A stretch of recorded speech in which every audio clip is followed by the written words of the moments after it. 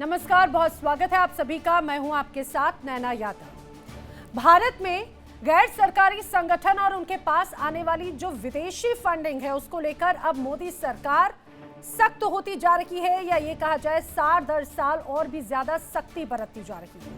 अब इसी कड़ी में विदेशी फंडिंग को और भी ज्यादा पारदर्शी बनाने के लिए या फंड के इस्तेमाल पर सरकारी नजर रखने के लिए केंद्र सरकार संसद में FCRA यानी कि फॉरेन कंट्रीब्यूशन रेगुलेशन एक्ट में संशोधन के लिए बिल पेश करने जा रही है, जिसके बाद पूरे देश में सियासी खलबली मच गई है और इस बिल के खिलाफ विपक्ष बड़े जोरों शोरों से आवाज उठा रहा है।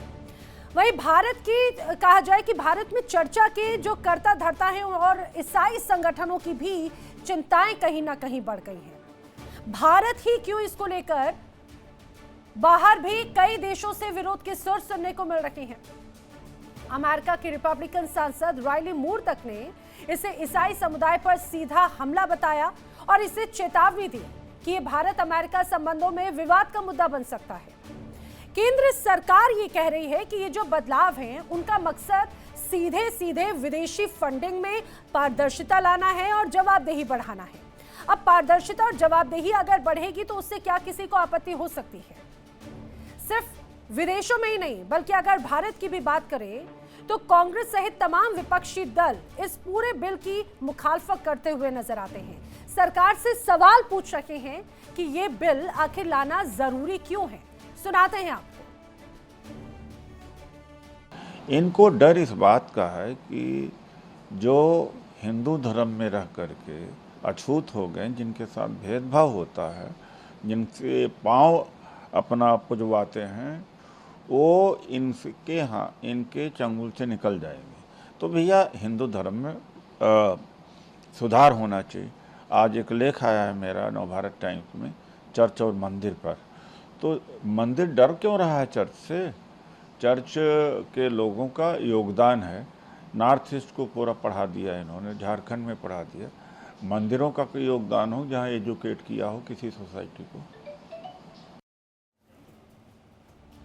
तो सुना आपने उदित राज को। अब सवाल उठता है कि समाज सेवा, पढ़ाई और भलाई का काम करने का दावा करने वाले संगठन और NGOs पर सरकार इतनी ज्यादा सख्ती आखिर क्यों बरत रही है। दरअसल इंटेलिजेंस एजेंसियों के कई ऐसे इनपुट्स आए, सरकारी आंकड़े और सभी हालात को अगर देखा जाए तो ये स्पष्ट होता है कि इस बड़े फंड का इस्तेमाल सिर्फ पढ़ाई, इलाज या लोगों की या जरूरतमंदों की मदद के लिए नहीं होता, बल्कि पर्यावरण के नाम पर प्रोटेस्ट करना हो, मीडिया के नैरेटिव को सेट करना हो, या पॉलिसी रिसर्च और तमाम बड़े आंदोलनों का बखेड़ा खड़ा करना हो, इनमें भी इन फंड्स का, इस पैसे का भरपूर या जोरों शोरों से इस्तेमाल होता है। वहीं इस पूरे फंड का जो इस्तेमाल है वो यहां तक भी होता तब भी आप कुछ परसेंट समझ पाते। इसका बहुत बड़ा खेल धर्मांतरण के रूप में भी किया जा रहा है। और ऐसे में जब किसी भी देश में हजारों करोड़ रुपए का विदेशी पैसा आता हो तो कोई भी देश इसे बगैर जांच पड़ताल के आखिर कैसे छोड़ सकता है। इधर इस बिल के प्रावधानों को लेकर ईसाई समुदाय और NGOs में चिंता बनी हुई है। इसी सिलसिले में राज्यसभा सांसद P. विल्सन के नेतृत्व में ईसाई धर्मगुरुओं के 10 सदस्यीय प्रतिनिधि मंडल ने केंद्रीय गृह मंत्री अमित शाह से भी मुलाकात की। प्रतिनिधि मंडल ने गृह मंत्री के सामने अपनी मांग रखते हुए कहा है कि FCRA बिल को या तो वापस लिया जाए या फिर इसे समीक्षा के लिए संयुक्त संसदीय समिति के पास भेजा जाए। और सबसे बड़ी बात यह कि भारत ऐसा पहला देश नहीं है जहां पर विदेशी फंडिंग पर निगरानी की बात हो रही है।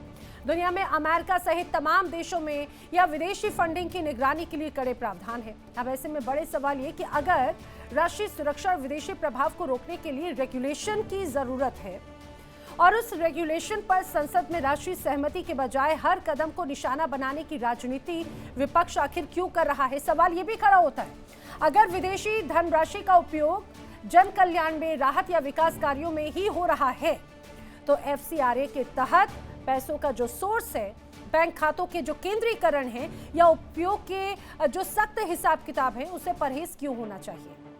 पारदर्शिता का विरोध आखिर किस बात की आशंका पैदा करता है। करेंगे इसके हर पहलू पर चर्चा। खास मेहमानों का पैनल मेरे साथ इस चर्चा में शामिल है। जल्दी से मिला देती हूँ, मेरे साथ में स्टूडियो में दो खास मेहमान मौजूद हैं, अर्थशास्त्री डॉक्टर शरद कोहली जी, अर्थशास्त्री रजनीश कुमार जी भी मेरे साथ इस चर्चा में मौजूद हैं। आप दोनों का बहुत स्वागत है। जल्दी कुछ और खास मेहमान भी मेरे साथ कनेक्ट होंगे, उनसे भी आपको मिलवाऊंगी। कोहली साहब, सबसे पहले तो आप ही से इस FCRA को समझना चाह रही हूँ कि आखिर आपकी नज़र में ये FCRA की वाकई में उसको सख्त करने की ज़रूरत है क्या? देखिए, अगर हम कुल मिला के भारत में जो NGOs रजिस्टर्ड हैं, सारे NGOs जिसको हम नॉन गवर्नमेंट ऑर्गेनाइजेशन कहते हैं, ये सब धर्मार्थ के चैरिटी के काम में होते हैं, उनकी गिनती करीब 33 लाख है। और आपको हैरान करने वाला आंकड़ा मैं दे रहा हूँ, इसमें से जो विदेश से फंडिंग लेते हैं, यानी जिनके पास लाइसेंस है, उनकी गिनती मात्र 14 साढ़े 14 हज़ार है। तो पहले तो समझना होगा, जो कि अगर मैं परसेंटेज निकालूं तो 0.5% आता है। तो इतनी बड़ी मात्रा में फॉरेन फंडिंग लेने वाले नहीं है। अब हो क्या रहा था कि भारत के खिलाफ विदेशी धरती से बहुत सारी ऐसी संस्थाएं काम कर रही हैं जो यहाँ की संप्रभुता को, यहाँ की धार्मिक स्थिरता को, यहाँ की पीस को, यहाँ की जो शांति है उसको भंग करने की कोशिश करते हैं। वो मुहिम चलाते हैं सरकारों को गिराने का, वो मुहिम चलाते हैं धर्मांतरण का। सबसे बड़ी बात नैना हमें समझना होगा। तो अगर अभी तक जो चल रहा था, देखिए होता क्या है कि FCRA foreign contribution regulation act, जैसा आपने बताया इसको कहते हैं, तो मैं दर्शकों के लिए सरल करके बता दूं, आप यहाँ NGO रजिस्टर कराते हैं। अगर आपको इस NGO में दान लेना है, मैं सीधी बात कर रहा हूँ आसान शब्दों में, अगर आपको दान विदेश से लेना है तो आपको होम मिनिस्ट्री में इस FCRA के अगेंस्ट रजिस्ट्रेशन कराना पड़ेगा। अच्छा। अगर वो पैसा जब वहां पर आ रहा है और उस पैसे का उपयोग, ध्यान दीजिएगा, उस पैसे का उपयोग उस कार्य के लिए नहीं किया जा रहा जिस कार्य के लिए आपने रजिस्ट्रेशन लिया था। अब ये इतने साल से देखा जा रहा था कि पैसा आता तो किसी और कारण से था, पर उसका उपयोग उस पर्पस के लिए नहीं होता था जिस पर्पस के लिए पैसा आया। यही नहीं ना, यहां तक हुआ है कि पैसा आया और किसी दूसरी संस्था को ट्रांसफर कर दिया गया, किसी के व्यक्तिगत खर्चे के लिए इस्तेमाल कर दिया गया, धर्मांतरण के लिए प्रयोग किया गया, प्रोटेस्ट के लिए प्रयोग किया गया, भारत विरोधी ताकतों द्वारा प्रयोग किया गया। तो जब इस तरीके से पैसे का प्रयोग होता है तो मुझे लगता है सरकार की ये जिम्मेवारी बनती है कि वो इसको रोके। और अभी जो ये अमेंडमेंट आ रहा है ना, इसको हम समझते हैं अमेंडमेंट ने जो मेन चीज है, जो सबसे जरूरी चीज वो ये है कि एक दफे आपने लाइसेंस ले लिया। अब मैं आपको ये बताऊं कि जितने भी ये जो विदेशी लाइसेंस होल्डर्स हैं, इसमें से एक्टिव NGOs मात्र 28% हैं। 72% का लाइसेंस या तो कैंसिल हो चुका है, या सस्पेंड हो चुका है, या एक्सपायर हो चुका है। जो 28 हैं, अब हुआ क्या कि देखिए अब इसमें खेल क्या हुआ कि जिनके लाइसेंस एक्सपायर हो गए और आपने पैसा बाहर से मंगवाया हुआ है, मान लीजिए आपके पैसे के ऊपर प्रश्न चिन्ह लग गया कि आपने पैसे का गलत उपयोग किया है। अब जब आपने पैसे का गलत उपयोग किया है तो आपका लाइसेंस कैंसिल कर दिया जाता है, सस्पेंड कर दिया जाता है। परंतु अब ये अमेंडमेंट है, जो भी एसेट उस पैसे से बनाया गया, यानी आपने कोई प्रॉपर्टी बनाई या आपने कुछ और एसेट इकट्ठा किया, उस एसेट को सरकार के पास सीज करने की इजाजत नहीं थी। अच्छा। इस अमेंडमेंट के जरिए लेकिन हमने बीच में देखा तो कोहली जी, बड़े स्तर पर कई NGOs हैं जिन पर कार्रवाई की गई, उन्हें ब्लैक लिस्ट किया गया, बाकायदा मॉनिटरिंग की गई उनकी। मैं उसी पर आ रहा था, वो कार्रवाई तो की गई, पर जो पैसा नैना आ चुका है इतने सालों में, उस पैसे का प्रयोग कहीं ना कहीं हुआ होगा। किसी ने उससे कोई बिल्डिंग बनाई, किसी ने कोई भारत ऐसी बिल्डिंग बनाई जिसमें भारत विरोधी गतिविधि चल रही है। अब उस बिल्डिंग को सीज करने की राइट इस एक्ट के अंदर सरकार के पास नहीं थी। यानी कि आपने उसका लाइसेंस तो सस्पेंड कर दिया, पर उस पैसे से जो यहाँ एसेट क्रिएट हुआ, वो एसेट अपनी जगह अपना काम करता रहता है अवैध तरीके से। तो अब इस FCRA में जो मेन अमेंडमेंट होगा, पारदर्शिता आएगी, अकाउंटेबिलिटी आएगी, पर मेन चीज आएगी कि सरकार के पास वो ताकत आएगी कि अगर जिस NGO का हमने लाइसेंस सस्पेंड कर दिया है, एक्सपायर हो गया है, कैंसिल हो गया है, उसने जो एसेट बनाया है उसको सरकार टेक ओवर कर सकेगी। अब मुझे देखिए बड़ी सीधी सी बात है, जिसकी नीयत खराब नहीं है, सीधी सी आपने जो बोला था, जिसकी नीयत खराब नहीं है उसको चिंता करने की क्या बात है इसमें? उसके लिए तो बिल्कुल कोई चिंता की बात नहीं भाई, आप पैसा आ रहा है। किया बिल्कुल। हाँ, देखिए यही बात है, सांझ को आज की ऐसी तमाम बड़ी कई एजेंसीज हैं जो जेन्युइनली वर्क कर रही हैं, लेकिन अगर जेन्युइनली वर्क है रजनीश जी, तो फिर इस तरह से आपत्ति क्यों जताई जा रही है? क्योंकि ये एक्ट तो पहले भी था, और सबसे दिलचस्प बात यह है कि ये जो आपत्ति जताई गई वो सिर्फ हिंदुस्तान में ही नहीं बल्कि विदेशों में भी इसको लेकर आपत्ति जताई जा रही है। अमेरिका के अगर कोई सांसद इस बात को लेकर कह रहे हैं कि भाई अगर FCRA लागू होता है, इसमें सख्ती की जाती है, तो दो देशों के संबंध पर इसका असर हो सकता है क्या? जी सबसे पहले इसके बैकग्राउंड को हमें समझना पड़ेगा। ये जो लॉ है ये बहुत पुराना है। 1976 में इंदिरा गांधी ने इमरजेंसी के दौरान लाई थी और 1984 में कहा गया कि जितने भी एनजीओज हैं जो बाहर से फॉरेन कंट्रीब्यूशन लेते हैं, फंड लेते हैं, उनको गवर्नमेंट के मिनिस्ट्री ऑफ होम अफेयर्स के पोर्टल पे अपने आप को रजिस्टर करना पड़ेगा और उसके बाद फिर 2010 और 2020 में चेंजेज हुए। तो आपको मैं बता दूं कि 1976 के पहले जब वर्ल्ड वार सेकेंड खत्म हो गया था तो सब लोग थक गए थे, पूरी कंट्री मतलब वर्ल्ड वाइड सब लोग लड़ाई के मूड में नहीं थे। और उसके बाद जब इनका जो नया लड़ाई करने का जो तरीका है वो है कि हम सॉफ्ट वॉर, जैसे यूएसएसआर को गिराना, दूसरे देश में पॉलिटिकल पार्टी को फंडिंग करके किसी दूसरे क्रिएट करके और सरकार को गिरा देना। तो इसको कंट्रोल करने के लिए 1976 में इंदिरा गांधी ने एक एक्ट लाई। उसके बाद ये इस एक्ट में काफ़ी खामियां थी। इसमें ये था कि सिर्फ रजिस्ट्रेशन है और रजिस्ट्रेशन कर लीजिए, उसके बाद फिर आप चंदा ले लीजिए, आप कुछ भी करते रहिए, आप देश विरोधी गतिविधियां करते रहिए। उसके बाद 2020 में सरकार ने जब इसको देखा, उसके पहले मनमोहन सिंह ने 2010 में इसमें काफ़ी चेंजेस किए थे। जैसे जो एडमिनिस्ट्रेटिव एक्सपेंसेस है उनको घटा के उसमें कैप लगा दिया गया कि आप 50% से ज़्यादा आप सैलरी नहीं बांट सकते थे। पहले क्या होता था, लोगों ने फंड ले ली, अब फंड लेके वो सारा पैसा उन्होंने कहीं खर्च कर दिया और उसके बाद उसका नाम लिया कि हमने तो सैलरी बांट दी, हमने तो ये कर दिया। तो 2010 में सख्त प्रोविजन लाए गए, लेकिन उसका भी इन लोगों ने जो एनजीओज हैं उन्होंने लूपहोल निकाला और जैसे एक एनजीओ से दूसरे एनजीओ से तीसरे एनजीओ में पैसा जाता रहा। तो 2020 में ऐसा कहा गया कि वो जो एडमिनिस्ट्रेशन का जो एक्सपेंस का कैप था उसको घटा के 20% कर दिया गया। अभी जो 2026 में जो चेंजेज हुए हैं वो 3 चेंजेज मैं आपको बता दूं। पहला है कि ऑटोमेटिक आपका सेशन अगर होता है, अगर आपने रजिस्ट्रेशन नहीं कराया, अगर आपने टाइमली रजिस्ट्रेशन नहीं कराया, तो जो फंड के जो असेट्स है वो सारे असेट्स एक डेजिग्नेटेड अथॉरिटी को चले जाएंगे। प्लस इसमें जो कैप है वो 10% कैप लगा दिया गया। मतलब आप जो खर्चे हैं, अपने खर्चे आप जो जिस पैसे के लिए, जिस मोटिव के लिए आपने पैसे लिए हैं उस पर खर्च करिए। आप सैलरी और बाकी एडमिनिस्ट्रेशन के लिए 10% का कैप है। और उसके बाद फिर क्या कहा गया कि आप दूसरे फंड को, दूसरे जो एनजीओज हैं उनको आप फर्दर डोनेशन देके और नहीं घुमा सकते हैं।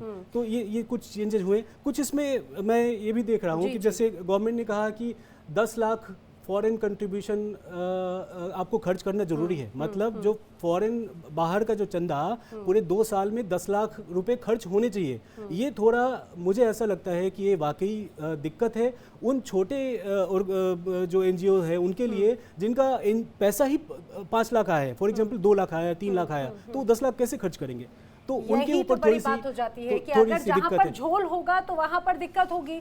अच्छा, वेल मेरे साथ में स्टूडियो में एक और खास मेहमान मौजूद है, मुस्लिम राष्ट्रीय मंच के संयोजक फैज खान साहब भी।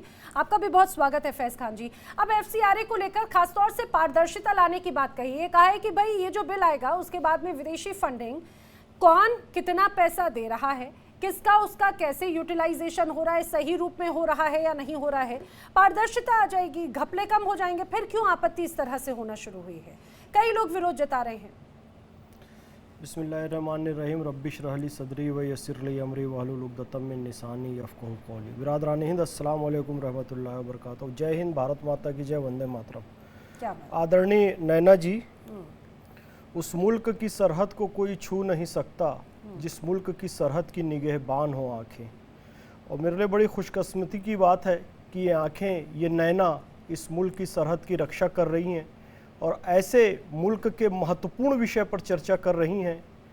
एफसीआरए, फॉरेन कंट्रीब्यूशन एक्ट, उसके रेगुलेशन के लिए अब सब कुछ पारदर्शी होगा, ट्रांसपेरेंट होगा।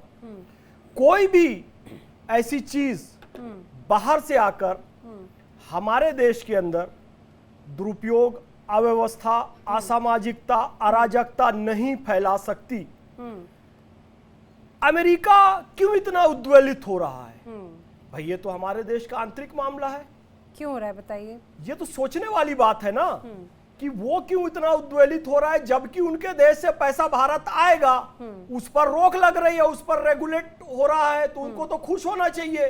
फिर भी वो उद्वेलित हो रहा है। क्यों? क्योंकि हम सब जानते हैं एक लंबे समय तक धर्म परिवर्तन का धंधा विदेशी फंडिंग से भारत में चलता रहा और अभी भी चल रहा है। मैं हवाई बात नहीं कर रहा हूं नैना जी, मैं मोहम्मद फैज खान पूरा भारतवर्ष 15,000 किलोमीटर 30 महीना पैदल चला हूं और तमिलनाडु केरल से लेकर पंजाब तक मैंने ये देखा है कि लंगर वही चल रहा है, दस्तार वही है, कच्छ केश कृपाण कटार वही है, केवल तस्वीर गुरु नानक जी की हट गई, ईसा मसीह की लग गई। ये सारे पैसे कहां आ रहे थे? बाहर से आ रहे थे।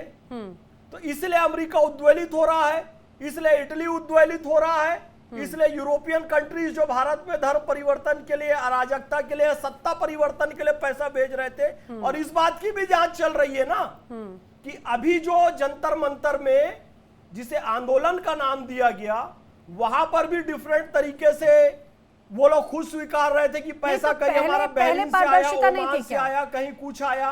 अच्छा फैज खान जी, क्योंकि मैं तो कई रिपोर्ट्स देख रही थी, उसमें कई ऐसे मुस्लिम ट्रस्ट द्वारा चलाए जा रहे स्कूल हो, अस्पताल हो या कई ऐसे अलग अलग आश्रम हो, उनकी तरफ से भी आपत्ति जताई गई। वो बोले कि भाई इसकी जरूरत नहीं है, क्यों हमारे ऊपर एक तरह से आपने जो 2 नैना की बात कही, आखिर क्यों और हमारे ऊपर सख्ती से गढ़ाए बैठे? ठीक है ना नैना जी, आदरणीय नैना जी, इस ऑफिस का जो डिसिप्लिन है खत्म कर दीजिए। कोई अंदर आए तो उसकी चेकिंग नहीं कीजिए, यहाँ से सारे सीसीटीवी कैमरे हटा दीजिए, यहाँ से जो एक पदानुक्रम है कि ये मैनेजर होगा, ये एंकर होंगे, ये कैमरामैन होगा, सब हटा दीजिए। अरे भाई, रेगुलेट करने के लिए एक बॉडी चाहिए, नियम चाहिए कि नहीं चाहिए? इनके बोलने से थोड़ी हटा देंगे। देश हमारा है और देश के हित में क्या है वो होगा। और ये तो मैंने केवल एक पक्ष कहा आपको क्रिश्चियन मिशनरीज का।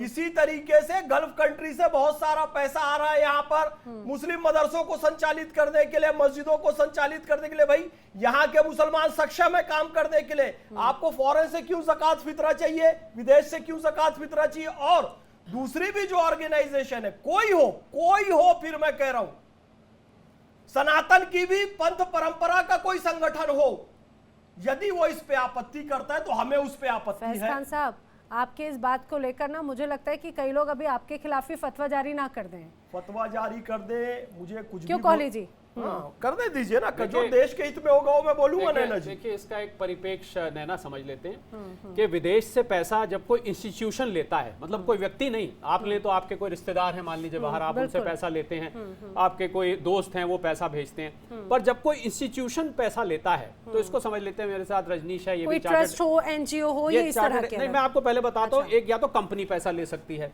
अब कंपनी क्या करती है, या तो उसका रेवेन्यू आ रहा है यानी कि उसकी कमाई आ रही है, या फिर वो लोन लेती है या उधार ले सकती है, या फिर उसमें एफडीआई हम कहते हैं, फॉरेन डायरेक्ट इन्वेस्टमेंट। मैंने ये तीनों चीजें क्यों बताई, क्योंकि तीनों ही हालातों में नैना हमें जवाबदेही बनती है। आपको एक रिटर्न सरकार को फाइल करनी पड़ती है, बकायदा उसका ऑडिट होता है, आपको सब बताना पड़ता है कि ये जो पैसा आया, इस पैसे का इस्तेमाल कैसे किया गया। अब कंपनी को हम हटा दें तो एनजीओ आ जाता है, जहां ये पैसा आ रहा है जिसकी हम बात कर रहे हैं। तो भला उस एनजीओ की अकाउंटेबिलिटी क्यों ना हो, जब एक कंपनी की अकाउंटेबिलिटी हो रही है। और देखिए, अगर इतिहास पाक साफ होता ना कि आज तक जितना पैसा भी आया, जितना भी पैसा एफसीआरए से आया 1976 में जब से बना, उसके बाद जब अमेंडमेंट करी गई, वो पाक साफ था। देखिए इंडिया डेली 24/7 अब आपके स्मार्ट टीवी पर। इंडिया डेली मौजूद है सभी डिजिटल प्लेटफॉर्म पर लाइव और लगातार। इंडिया डेली 24/7 हर दिन राष्ट्र को समर्पित।